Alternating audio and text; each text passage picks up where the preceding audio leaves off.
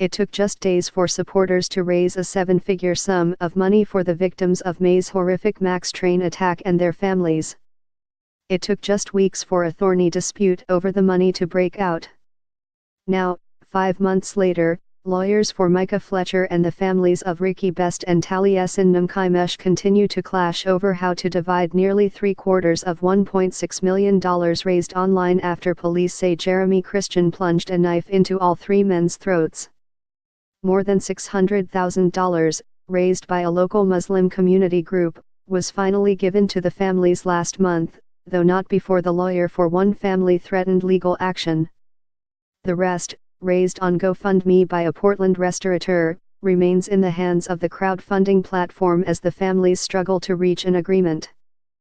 The disputes, gleaned from interviews and documents reviewed by the Oregonian/Oregon Live, raise difficult questions about financial fairness after a tragedy.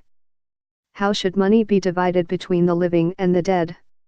What is the monetary value of grief and suffering? Who decides who deserves what? Often, the rush to help results in loosely organized campaigns formed with little foresight and planning.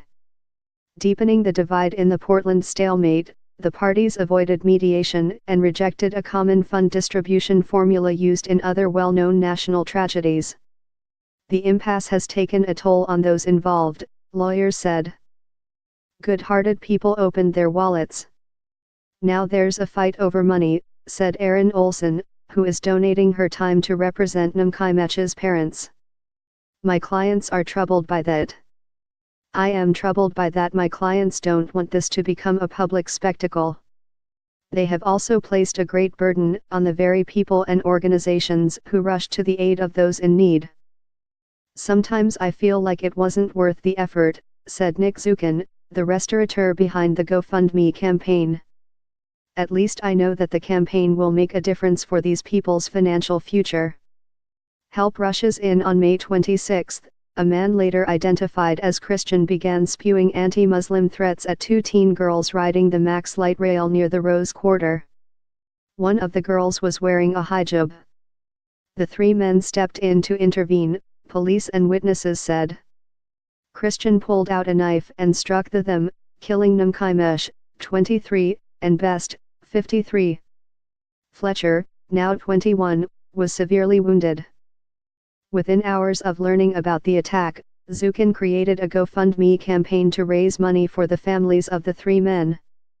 The effort went viral, at one point pulling in thousands of dollars every few minutes. 4 other crowdfunding efforts cropped up, each attracting a flood of donations. Nearly 35,000 people donated to the 5 campaigns, which collectively raised more than $1.6 million.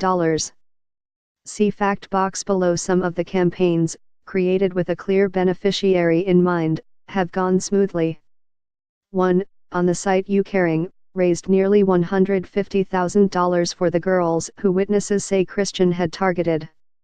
A GoFundMe campaign organized by a friend of Fletcher's, meanwhile, drummed up nearly $275,000 to help pay for the survivors' hospital bills.